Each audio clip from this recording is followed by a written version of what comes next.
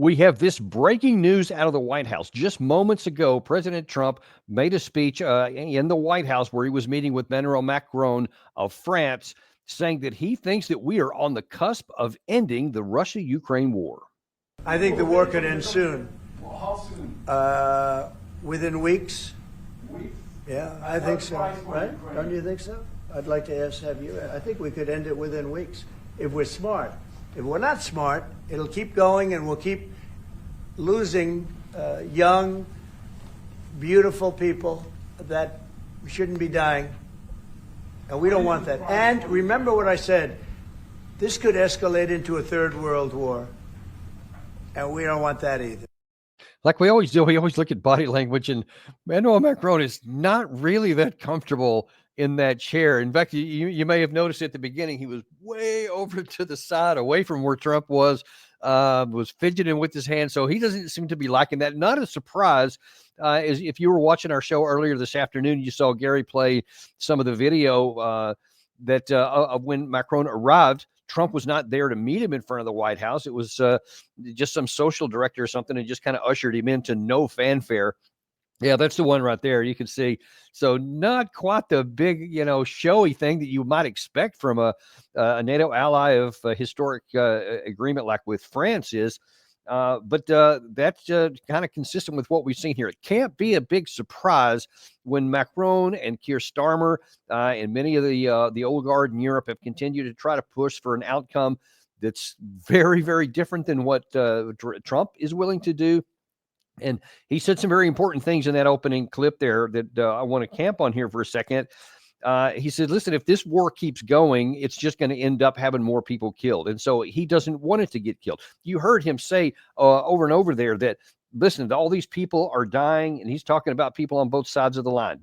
Trump genuinely is concerned about the human casualties in this. I've talked recently to someone who has been in Trump's personal orbit before, and he confirmed that Trump is sincere when he says that, because he actually does care about all these people pointlessly dying. He also said he doesn't want things to go to World War III. So I think he still realizes that even though we are at the cusp of getting this thing over, if we don't do it wisely, and Trump mentioned that, if we do it smart, I think is the way he phrased it, this could go sideways still. And if Europe, and this could also have been a veiled, I won't say threat, but message to Europe as well, and what they're thinking of and what they want to be doing, which could exacerbate things and could actually spawn a conflict with Russia.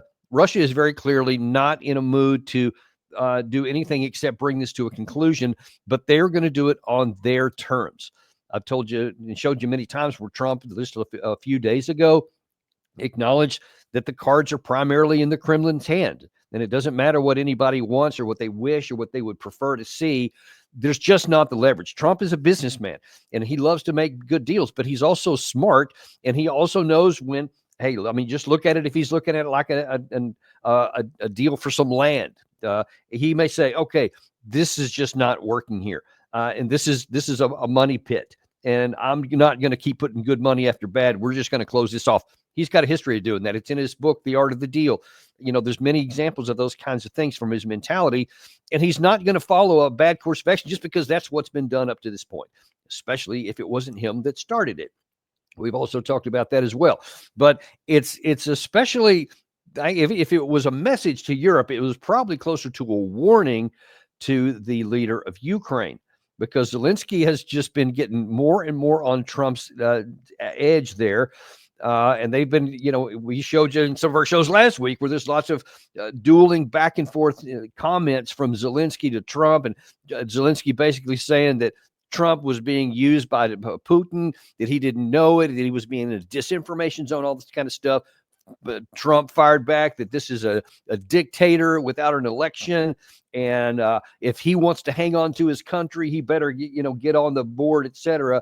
And so now then you have President Trump saying this war is going to be over with soon. This is actually an acceleration and an advancement, clarification from what the White House press secretary Carolyn Leavitt said over the weekend, that this war could be over this week, that an agreement could be reached and in a week. Or National Security Advisor Mike Walls this morning on Fox News saying that a deal could be imminent.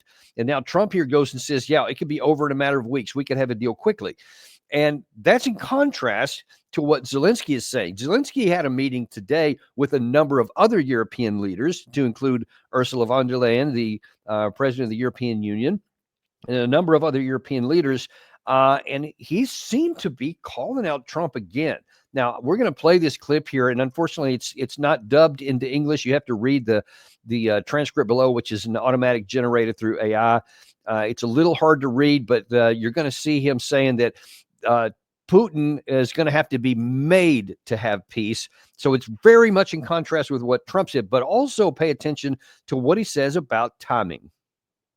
Подаруй нам цей мир, не віддасть його в обмін на щось. Ми маємо здобути мир силою, мудрістю і єдністю нашою з вами співпрацею.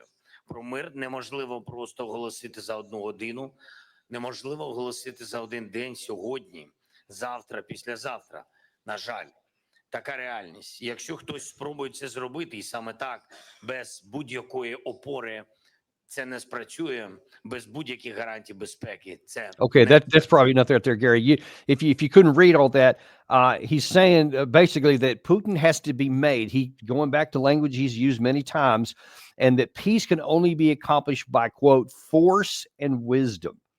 He still has some fantasies that there exists some mechanism that either the European Union or President Trump or some combination thereof has the will to even attempt to force anything on Putin, or that they have the capacity to force anything on Putin. It's very clear Trump has been making, overt statements that he recognizes he doesn't have the leverage.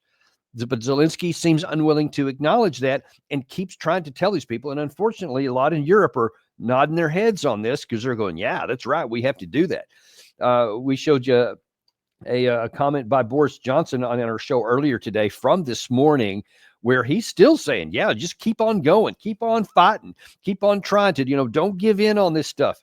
It's not British soldiers who were dying, but he seems to keep going on with this. Well, then he moves to even more of a direct contradiction to Trump, because remember, this was coming on the heels of Sunday when Carolyn Leavitt said that the war or agreement could be made as soon as a week. The National Security Advisor said, yes, this could be very soon, a week or so. And then Zelensky came out on that clip I just showed you and said, and oh, by the way, this is impossible to do in a day or day after tomorrow, et cetera. It's not going to work. And there has to be security guarantees. I'm not asking a question this time. I'm making a declarative statement. He is delusional. He is completely detected or disconnected from reality. You have the president of the United States, after he's been dealing with Russia, he's been calling and talking on the phone to Putin. He has just declared in front of everybody, with the president of France sitting right next to him, that he expects to have a deal open within a couple of weeks, 2 or 3 weeks, very near term. And you want to contradict Trump by saying it's impossible, and you want security guarantees, which clearly the United States is in no mood to give and absolutely refuses to do so.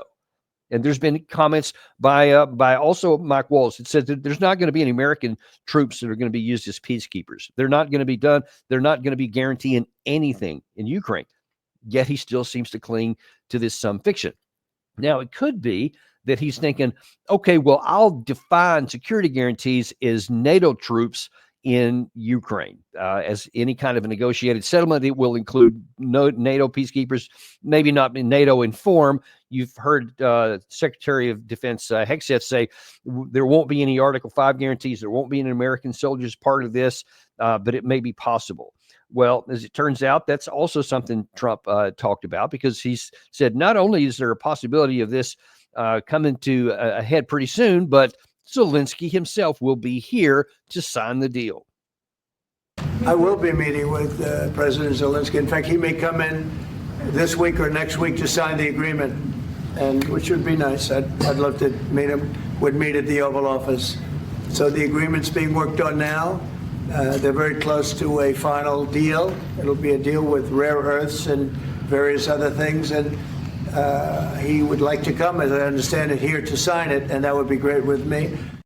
Did you see anything in Zelensky's demeanor in that clip I just showed you from earlier today that he thinks he's on the cusp of signing an agreement? You also saw, if you watched our show earlier today, I recommend you go back onto our list of shows there and watch this one. It's got a lot of interesting information in it, one of which is on the whole issue of these rare earths. Trump said there again that I think we have a deal with the rare earths. Everything's good to go. Zelensky just said, yeah, there's no deal. And what you think was a deal, these $500,000 or $500 million of a deal, I'm not even going to give you $100 billion. So he is contradicting Trump on everything that you can imagine. So this sounds more like Trump is getting closer to a point to where he's going to say, you either come to my desk and you sign the document that I'm going to give you to end this war, or I think he's getting into a position where he's going to say, you're on your own then. You can figure it out. You want to go to all these European friends? You want to see what they'll do for you? Good on you. Good luck. You'll do it without us, without our money, without our troops, and without our support. I think that Zelensky is getting into a place because you see, he is just, every time you turn around, he is contradicting what Trump is saying. And as we've talked about, Trump is not one who puts up well with being contradicted by somebody, especially somebody who he considers his inferior. Well, let's talk about that issue of peacekeepers, because that could be a fly in the ointment, even of getting an agreement done with the Russian side. Here's what Trump said at that same press conference about peacekeepers. To accept the European troops as peacekeeper, would you think? Yeah, he will accept that. He will accept I've it? asked him that question. You talked to me? I've asked him that question. Is France yes? going to lift the block on the Because 300 he's billion? not, look, if we do this deal, he's not looking for more war. He doesn't mind, but I've specifically asked him that question. He has no problem with it. Yeah, the devil's in the details. Did President Putin say to Trump that he's okay with European peacekeepers, or just with he's willing to contemplate peacekeepers in concept, generally speaking? Because I've seen a number of comments, because obviously I pay a lot of attention to the Ukraine, to the Russian side of the news, to the Ukraine side of the news, the European side of the news. I try to get this from all the different angles to see what people are saying and what they think on their side.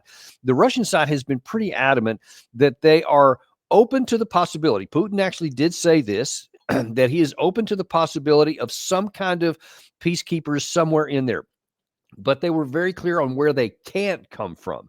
They can't come from NATO countries. And in fact, in this press conference that Sergei Lavrov had on the 18th of this month, so just about a week ago, he said that, listen, we were clear with our counterparts that President Putin has repeatedly emphasized that NATO expansion and absorption of Ukraine was a direct threat to the interests of the Russian Federation and our sovereignty. Considering this, the troops from NATO countries in Ukraine under a foreign flag, an EU flag, or any national flag does not change anything in this regard. This is unacceptable.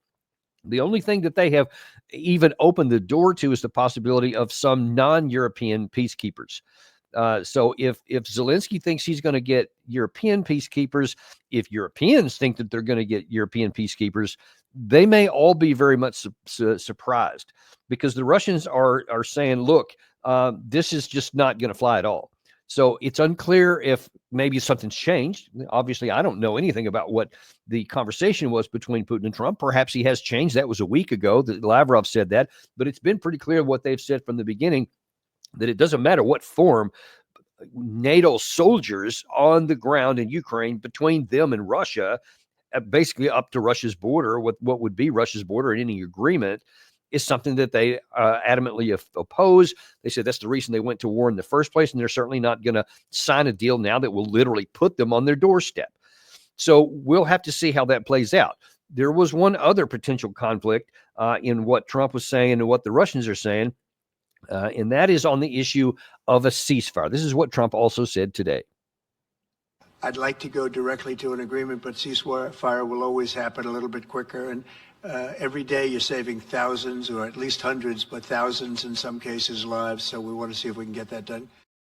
Yeah, about that too, though. Is there going to be a ceasefire? Because everything that we've shown you so far from the Russian side has said they're not interested in a ceasefire. They're going to continue to fight. And in fact, Sergei Lavrov reinforced that today when he said on RIA Novosti, the Russian government-approved news site, that the president clearly said that we are ready to negotiate with Ukraine and with Europe and with representatives who in good faith would like to help achieve peace, but we will stop hostilities only when those negotiations give a firm, stable results that suits the Russian Federation. Of course, the realities on the ground have to be taken into account. They have set for themselves, and we talked about this a number of times, the 14 June line set by Putin last summer, which was the administrative borders of the 4 oblasts at a minimum, and several other conditions as well. You've seen Ryabkov, the deputy foreign minister, has said a week or so ago that no negotiated settlement will end unless all of Putin's conditions are met, all of them. And now here today you have Lavrov reinforcing that they will not stop fight. They're not going to settle for a ceasefire, because they have said repeatedly that they said that all that would do is buy time for the Ukraine side, give them a chance to catch their breath, give the Western allies a chance to continue to send more weapons, long-range missiles, artillery ammunition, train people, etc. And they said all that would do is potentially raise the cost of us if the negotiations don't work. So they said, we're not going to do that. I think they mean that. I think that they're clear that Trump may want a ceasefire, but I would be shocked if the Russian side actually agreed to a ceasefire without a firm commitment of a negotiated settlement already agreed upon.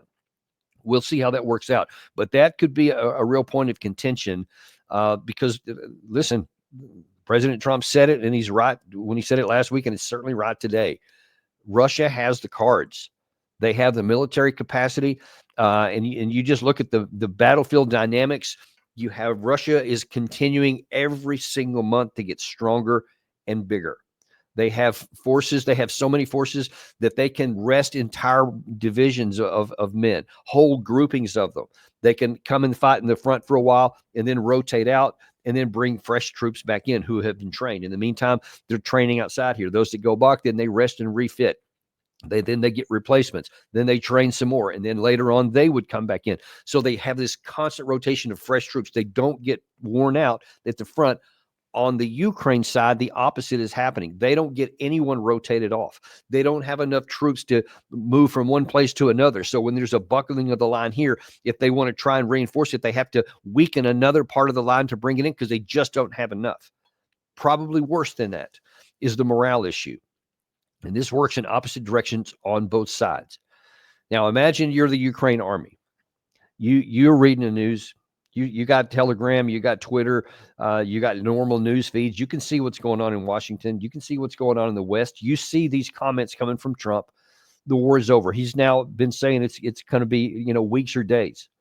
How eager are you going to be to sacrifice your life today when you know that the war could be over in a matter of weeks? All you want to do at this point is survive. You know the war is over. You know it's lost. 100% guaranteed. No room for any confusion on this point. So what if the war drags on? What if Zelensky doesn't agree to it and doesn't want to take the deal that Trump is offering and the war continues? How eager do you think these guys are going to be to fight, especially if Trump is true to his word and cuts off the support and says, we're not going to give you anything else. You're on your own with Europe. I mean, the morale would just go even further into the basement. And there is the very real possibility that as time goes on, the chances of a collapse of the Ukraine government, of the Ukraine military, will continue to rise. This is balanced or offset on the other side by moving the opposite direction. The Russian side, their morale, from what I can be able to read through Telegram and some other sources, is through the roof. And it makes sense. You don't have to have any sources. It makes sense. You've been fighting this war forever. You also see what Trump is saying. You also see what has been happening on the battlefield. You see that your numbers continue to grow by the month. You see that you have the resources, you have the food, you have the ammunition, you have the supply, you have the logistics, you have the ability to rotate troops off the line, and you see your side is winning. And you see we are on the cusp, the Russians would say, we're on the cusp of having defeated the best that the West has to offer, that they 50 nations that they bragged all the time have been fighting up against us. And all of these, whatever it is, the true number is 800,000 active Ukraine army to this day. Everything that we've given them, training, support, ammunition, intelligence, all of those things. Russia is on the And it is going to be a huge psychological success for them. And so they are pressing even harder, not unlike what happened in 1945 when the Soviet army was closing in on Berlin. And they all knew that the end was coming, and they fought more fiercely. Whereas the Ukraine side right now, it's human nature that they're going to be risk averse and trying anything they can not to be the last one to die, not to die in the last few days of this war so that they have a chance to live. And you have on the Russians the opposite side. They are pressing eagerly forward. They want to get into the fight quickly, and they want to press it even more because you see it. You can see, you've seen it in sports. When one side just starts driving the other down, they get more fierce, they get more focused, and they drive harder. It's not any different here. That's why I say that if Zelensky doesn't agree to this deal that Trump's calling him basically to the carpet for, they could end up having a military defeat and just get terms of surrender that Trump won't have anything to say about, because Ukraine will just, their military could collapse and Russia could just drive up to the Dnieper River should they decide to do so. That's the point we're in right now. You see, this is the reality. Take the emotion out of it. What I've just described to you is an accurate assessment of the balance of forces in this war and where they are now. In the last minutes that we have here, though, I want to take a look at how we got to this place, because as I just mentioned here, whereas the Russians feel like they're on the cusp of winning something, we on our side are on the cusp of a loss that the ramifications of which have not been considered. Too few people are even aware of what's at stake here. And unfortunately, if we have that second course, which is where the Russians continue on, Ukraine doesn't agree to a deal, and their military collapses and the Russians win a military victory, we don't even contemplate that as a possibility. But you need to, because the emotional problems that's going to cause us is going to take away a lot of our security. It's going to add a lot of feelings of insecurity. And we're going to wonder, are we even safe anymore? And people are going to be really afraid, because they're going to say, hang on, we've been told ad nauseum, especially last summer, right here in Washington, D.C., where I'm at, that NATO is the greatest defensive alliance in the history of mankind and is stronger and more unified today than it's ever been. That's what they said last summer. And then you're going to tell me less than a year later, everything you did failed? And despite you're telling me that you were going to harm Russia, that they ended up winning and are now stronger than before? The question is, how did we get to this point? Where were there egregious issues? Now, today is the third anniversary of the war. And so it started on 24 February 2022. And now then here we are at the 3-year mark. And I'm not going to go through a big, long history of the war, but I'm going to show you a handful of key moments which I think historians will go back and look at and say were absolutely decisive in building up for ourselves in the West the loss which we are on the verge of suffering right now. And let's start off at the very beginning. This is Secretary of State Anthony Blinken in April of 2022. Shortly after the Istanbul agreement that could have ended the war and ended our loss and prevented it from ever happening, we rejected that and instead decided to keep fighting. And in the aftermath of that, in a lot of the euphoria and kind of an in-your-face, yeah, we're going to keep fighting, here's what Blinken said was our strategy. The strategy that we've put in place, massive support for Ukraine, massive pressure against Russia, solidarity with more than 30 countries engaged in these efforts, is having real results. And we're seeing that when it comes to Russia's war aims, Russia is failing, Ukraine is succeeding. Okay, that was a theme that you heard almost all the way through this war. They finally stopped doing it about a half a year or so ago. Russia is losing, Ukraine is winning. We're going to succeed. They have failed in all of their war aims, you were relentlessly told. And you have the Secretary of State of the United States of America saying this with such emphasis. I could have shown many from Joe Biden himself, who said in Poland, I think it was, barely a month into the war, maybe it was even less than that Russia is not going to win. Ukraine is going to win. Russia's going to lose, he said. Do you remember that infamous place where Biden ad-libbed and said, my God, this man can't remain in power? I mean, it's not lost on a lot of people, especially on the other side of the line, that Joe Biden defiantly said that he can't stay. Putin can't stay. He has to go. And now Biden's gone and Putin's still there. And now then Ukraine hasn't won. Ukraine is on the cusp of losing. That is playing through the minds of quite a few people right now. And as time goes on, I think the West is also going to go back when they do a post-mortem all this, and it's just going to get a lot of cringes. Okay, so that was the strategy. We're going to provide Ukraine with a lot of stuff, and we're going to do what we can to like sanctions and whatever to harm Russia as best we can. Didn't say anything about how that's going to translate into victory, but that's just a strategy, so he called. Well, we did have from Secretary of State Austin, actually at that same conference there in April 2022, he was talking about why the Ukraine side's going to win it all. In terms of their ability to win, the first step in winning is believing that you can win. And so they believe that we can win. We believe that we can win. They can win if they have the right equipment, the right support. And we're going to do everything we can, continue to do everything we can to ensure that that gets there. Honestly, that sounds like something you'll hear at a pep rally, maybe at Disneyland, something like that. Gee, fellas, the first step in winning is believing you can win. I mean, that sounds like something you say to Pop Warner football kids or something like that. And in sports, yeah, that is true. You got to first believe you can win before you're going to. But beyond, child games, that doesn't work in war. And the thing that troubled me at the time, and especially now looking back on it, is his comment that they believe they can win and we believe they can win. Now, historians will have to find that because I don't have access to anybody who is behind the scenes here, so I can't really say what they actually thought. I don't know whether Secretary of Defense Austin believed what he said, that he believed Ukraine could win, or whether he didn't believe it but thought, we can, as long as we can hurt Russia, I guess it's cool anyway.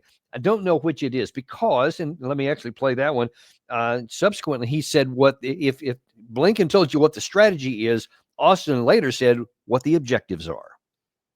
We want to see Russia weakened to the degree that it can't do the kinds of things that it has done in invading Ukraine. So it has already lost a lot of military capability and a lot of its troops, quite frankly. And we want to see them not have the capability to very quickly reproduce that capability. So I believe Ukraine can win, and our objective is to weaken Russia. Let's examine that there. Now, I will tell you, and I did at the time, that was never true. Whether he believed it or not, historians will have to find out. And I'm sure that memoirs will come out and people will say behind the scenes what was going on, and then we'll find out for sure what did happen. But I can tell you, no matter what was said, the truth was always evident that Ukraine was never going to win the war. Russia came out and made a big mistake. They took a gamble. It wasn't completely without historical precedence or some chance of success, which was that they wanted to roll into the country from, I think it was a total of 5 different axes of advance in the north, the east, and the south, to basically terrify Zelensky and his government into capitulating right then and there and agreeing to a negotiated settlement that would be very similar to what the Minsk Accords were that they wouldn't implement before. That was what the Russians apparently attempted. Problem is they were manned for Plan A, which was that one.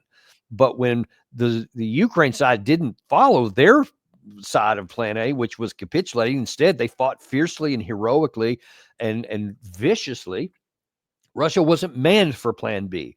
So they didn't have a Plan B, and they definitely didn't have the personnel for it. So now then they're stuck, and they have to try to figure out what to do with these forces that they already had. They don't have enough ready to actually conquer the country, so they have to start playing for time. They immediately pulled, not immediately, but within a number of weeks, pulled nearly all of their troops from north of Kiev, north of Sumy and Kharkiv area. They pulled them all back to the Donbass because that was always the most important issue right there. So they said, all right, well, let's take what forces we do have, try to get a negotiated settlement, but at the minimum, let's make sure we are able to conquer the Donbass area. So that's what they did. But now then they don't even have enough troops to do that either. So now they've got to go figure it out and get the troops to do that. Here's the problem. people like Blinken and Austin and Zelensky and all kinds of other British leaders at the time, Macron in France, they mistakenly thought this shows that Russia is weak and that they're bad and can be defeated. It did show that they were weak. It did show that they made some bad, both strategic and operational decisions. I agree with that. I've never said anything besides that. But you have to look at the strategic look, and you have to do the balance of power at the national level. And when you do that, when you did that, when Russia had made its errors and when they had discovered their mistake and not equipping themselves for a plan B, you still had these dynamics that were out of balance. So Russia historically has made a lot of blunders at the beginning of war. This is not new for them. But they have also almost always been able to overcome that in time.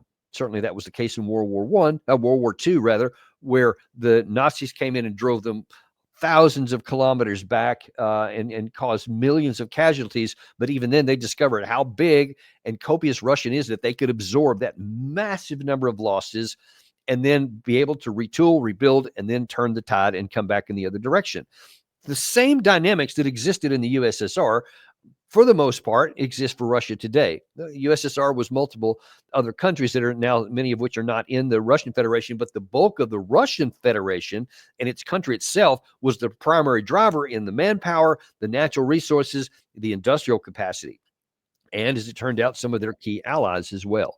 All of those things were still in the evidence, even when they had made tactical and operational errors, but they could recover from it. So everyone should have recognized that. One man did for a while and said something, and that was Chairman of the Joint Chiefs of Staff, Mark Milley, in November of 2023, when he recognized it and said, hey, this is probably the best you're ever going to get. This would be a great time to do diplomacy.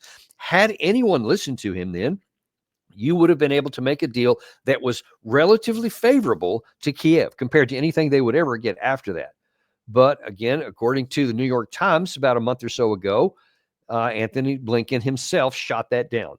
He rejected the advice of the general and instead said, no, we're going to keep fighting. And now then we have the disaster on top of us that we do. And while Milley made some good moves in 2022, then no one listened to him. So they said, all right, they got appetite. Their eyes got too bigger than their stomach. And they said, let's do even more. Let's go on an offensive in 2023, the following year, and drive those Ruskies out. That's what they wanted to do. I argued against this because Russia had already started learning very quickly from their mistakes of not outfitting for a plan B, and they started coming up with one really quick. Well, one of the first things they did is something that Russia has historically been really good at, and that's building defenses. So they started almost immediately constructing a whole line of what they call the Surovikin defense, which turned out in some areas to be 5 lines of defenses, which mutually reinforcing positions, etc., millions of mines, engineering fortifications, pillboxes, interlocking fields of fire, etc., something really difficult to get through.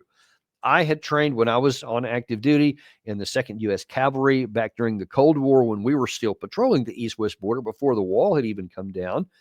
And I knew what it would take for an armored force to get through a prepared Russian defenses. And I knew Ukraine had none of the stuff that you would need to do that. Primarily, they didn't have an engineering support. They didn't have enough air power. They didn't have air defense, and they didn't have the trained personnel. Other than that, it was a toss-up. There was no chance for it. Why is it that our senior leaders didn't get that?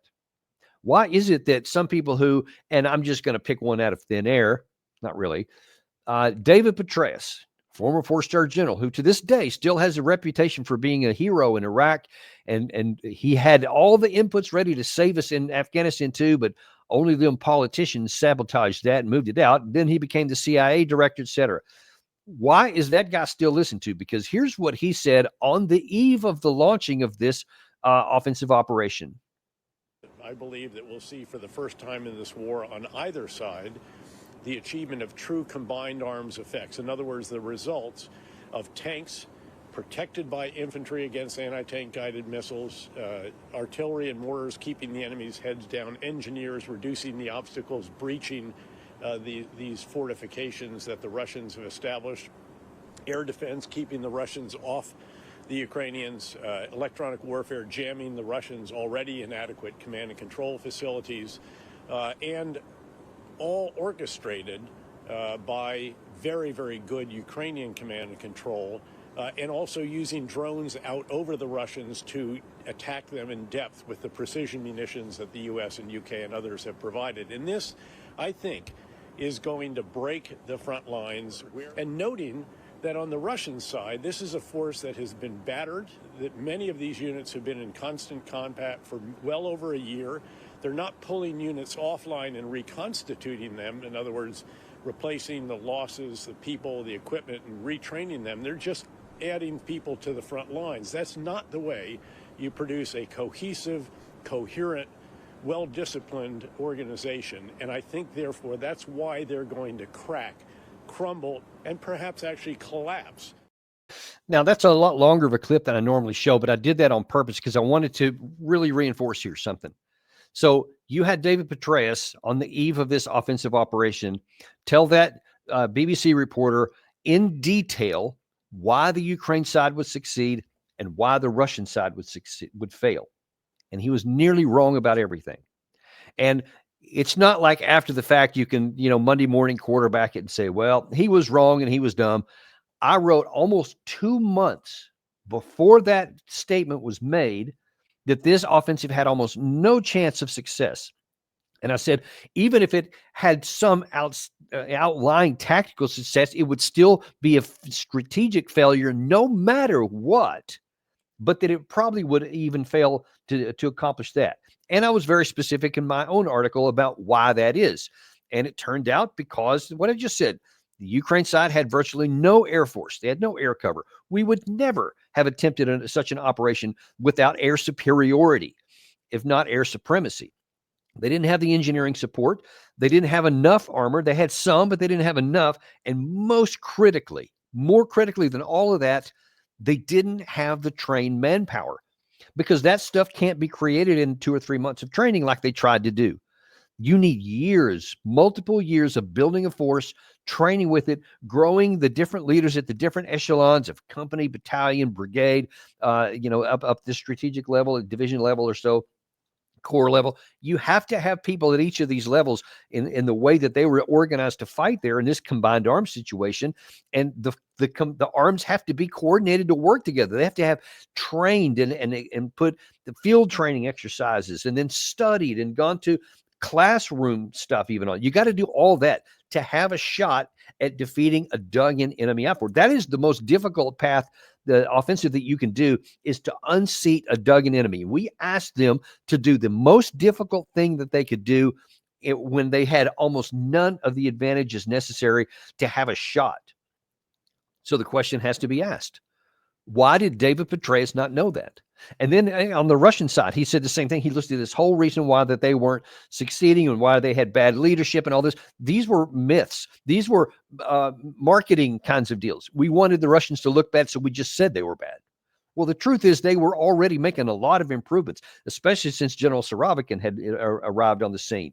He took some hard operational decisions, like he gave up the city of Kherson without a fight because he said it would be more expensive to hold it than to give it. It was a huge PR and media celebration for the Ukraine side. The West cheered and celebrated. The Russians took their licks. They went back about their business, but they started making fundamental changes. And instead of recognizing that they were doing that, instead they just, like Petraeus, would just mock them and say they can't do it, making up failures that didn't actually exist. Well, that works for media. It definitely worked on, I think it was May 31st of 2023. Everybody believed him. But see, so few people actually go back and look at what happened and said, hey, hang on. You said they were going to succeed here, and it was an abysmal failure. It didn't just fail. It's not like two teams were evenly pitted and, well, one eventually won the other day because things just didn't go their way. This was like an obliteration, a destruction from day one, that the Ukraine side suffered these losses, which were entirely predictable. And how come these guys didn't know that? So now then you see, we're built in a case here. You have the President of the United States, Joe Biden, who has said we're going to stay as long as it takes. and we're going to provide, and Ukraine is going to win, Russia is going to lose. Declarative statements. Get the Secretary of State lay out this strategy. We're going to give a bunch of stuff to Ukraine, and we're going to put a lot of pressure, massive pressure is the word he used, on the Russian side. You had the Secretary of Defense say, yes, and we're going to give all this stuff, and we're going to assemble all these nations that are going to work together, and we're going to have this Normandy format, they called it, and just keep giving all this stuff. And we want to weaken, our objective is to weaken Russia. Then you have some of our generals that are saying, yep, they're on the right path, the Ukraine side is, and they're going to definitely beat the Russian side, so much so, he said, that they may crumble and collapse. The Russian defense could collapse, and the Ukraine could have gone all the way to the Sea of Azov. I could have put General Ben Hodges in, who at the same time, actually months before that, was saying that Russia was going to end up surrendering Crimea, that Ukraine troops would be in Crimea by August of that year. He repeated it in July, even after it was clearly evident that all the offensive operations had failed. He still kept saying that. People still kept listening. They still keep putting microphones in his face, and they keep giving him credibility. I didn't even have a chance to look at it, but I saw that he had a video out a couple of days ago where he was interviewed, and he's still saying some of these same kinds of nonsense. And I keep wondering, why do y'all put him on there when, I mean, it's embarrassing to whatever network it's on, because he doesn't, it turns out to be completely false. And I just kind of want to wrap a bow around this, because just last month, the Secretary of Defense, Lloyd Austin, who I showed you in one of those first clips at the beginning of the war, was all optimistic and stuff. Now, you might think, okay, optimism is one thing. I get it. But now then you have the truth of it. President Trump was elected, promised to end the war. Everything he's doing is getting set up. All the things that he's saying, he's still going to do it. He's going to have a negotiated settlement to end the war. So you would think that your valedictory speech, your graduation speech that you're going to say just before you leave the stage, and this turned out to be about 10 or 11 days before he left office, you had the Secretary of Defense one more time repeat fiction. So this coalition has become the arsenal of Ukrainian democracy. It has become an engine of global security. And this contact group has become the most consequential global coalition in more than 30 years. The most consequential global coalition in 30 years. The arsenal of democracy for Ukraine. That has succeeded. I mean, I'm running out of superlatives to use of what planet is this guy from, delusion, all those kind of things. None of those seem fitting anymore. How can you say this with all these cameras rolling, recording it for posterity, when any look at the actual battlefield shows just defeat after defeat after defeat, and the Russian army making advance after advance after advance, even while he's talking. And all of these things that they tried, the offensive in 2023, and then attempts at defense everywhere from that day forward, from I think it was November 2023 forward to this day, Russia has been on the advance, and because of the reasons I just articulated a minute ago, with the rotating fresh troops, training and mobilizing and getting people, having the defense industrial base, all of those things, the air power, the air defense, the drone superiority, all of those things, you still want to say that, wow, we did great stuff. 1 million Ukraine potentially is dead. This laughable figure of 43,000 that was announced by Ukraine earlier today is embarrassingly, it's not even laughable. It's so grotesque and so dishonoring to the Ukrainian men who have actually given their lives. It's probably close to 1 million people. Could be a little bit more. It could be 1.5, 2 million wounded on top of that. Scores of thousands have lost limbs and will be maimed for the rest of their lives. PTSD, nobody has a clue what that is, but it's got to be astronomical.